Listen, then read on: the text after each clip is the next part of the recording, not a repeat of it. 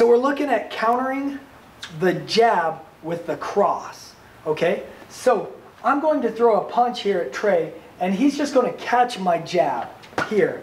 And then as my hand is going back, he's just going to punch right over it into what would be right here on my chin. So he just, boom, right here. When I punch, I'm leaving this gap. See, if I was in a well-guarded position here, and I punch, right here, I've just opened this side of my face up. So that's what he's capitalizing on. So I throw this punch and he catches, and then he beats me back. As I'm bringing my hand back, he beats me back.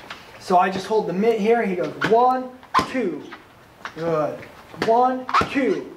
Now, as he gets comfortable with that, what he can start doing is parrying it. He can either parry it to the side, or what I like to do is parry it downward, what we call a cupping parry. So he's just going to cup it downward. So right here, now he's just created an even better runway to fire that cross in, right there.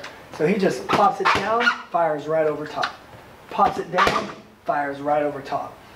The third way is using a hewn sow. That means you're going to roll your wrist like this and kind of throw the punch to the side. So it's a little bit harder, but a lot more effective if you get it. So when I punch, he hewns and then fires that cross. Boom, right down that middle. So it's just 1, 2. 1, 2. Good. 1, 2. Awesome. Go ahead and switch me spots here. So the reason for the progression here is that the easiest one is that catch, but it's also the easiest for me to get my hand back. So if I punch and he tries to fire that cross, so you're going to catch and then cross. I go here and here, I might be ready to block this hand. Okay, so he catches and he's kind of counting on that my hand is going to drop.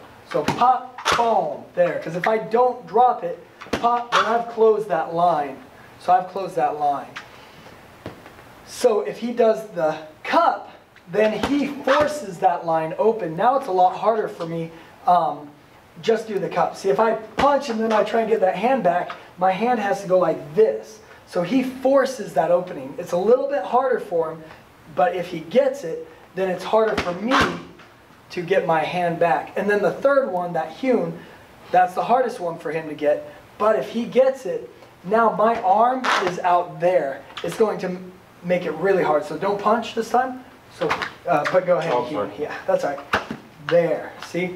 See how much longer it takes me to get my hand back? He's disrupting my ability to get back. So he does that, and then right there, boom, right over top. One more time. So I punch, he heals, fires that cross.